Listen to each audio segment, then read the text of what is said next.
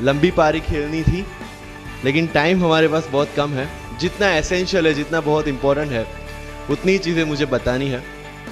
सी, UPSC हो या मैंने जीपीएससी क्लियर किया क्लास 1, गुजरात में रैंक 34 था। यूपीएससी क्लियर किया, rank 570, IPS, becoming the youngest IPS of Gujarat at such a early age, and then people come to you and बोलते हैं आप बहुत नसीबदार हैं, you are very lucky. I tell them in reverse, luck favours the brave.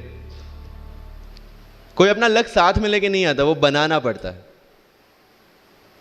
अगर आपके पास risk लेने का एटीट्यूड है, सी मैं गुजराती हूं and we know the business, and business का एक ही फंडा है, higher the risk higher the profit.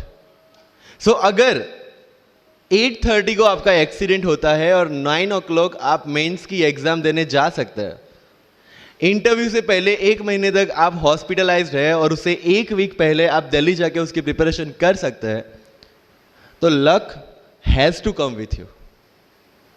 उसको आना पड़ेगा और आपको आईपीएस बनाना पड़ेगा। लोग बोलते हैं कि एक्सीडेंट के बाद आप जाके आए एंड ऑल, तो द सिंपल था कि मैं एग्जाम के लिए निकला, मेंस मेरा था, सुबह GS3 का पेपर था। 8:30 को मेरा स्कूटी स्लिप हो गया, मेरा लिगामेंट इंजरी हो गया, लेफ्ट हैंड में इंजरी था, सीट से ब्लीडिंग हो रहा था।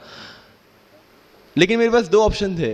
मैं खड़ा हुआ, मैंने देखा, okay my right hand is safe, and I decided I will go to the exam hall and write the exam. मेरे पास 2 ही ऑप्शन थे, या तो मैं वहां से उठ के रोने लगूं, यार मेरे साथ ही ऐसा क्यों हुआ, मेरा एक्सीडेंट हो गया, मेरा मेंस खराब हो गया, और हॉस्पिटल जाओ।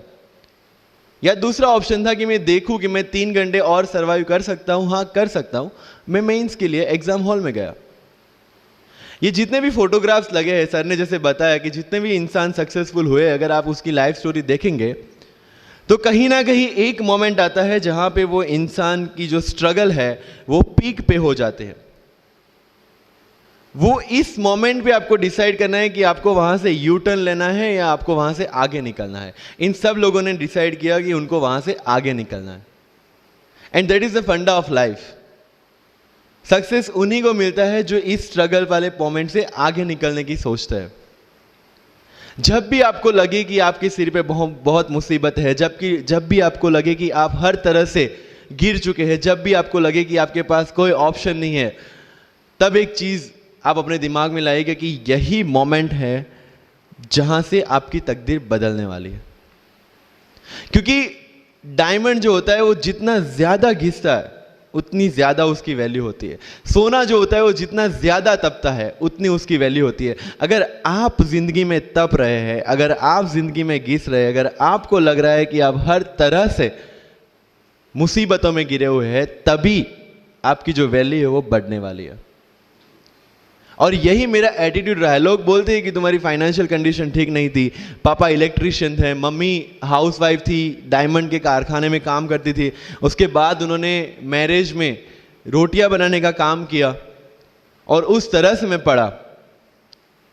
लेकिन जब मुझे पूछा जाता है कि ऐसी कौन सी चीज है आपकी लाइफ में जो आप बदलना चाहते हो, एंड आई सेड नथिंग, क्योंकि अगर वो चीजें नहीं होती मेरी लाइफ में तो शायद आज आपके सामने मैं नहीं होता।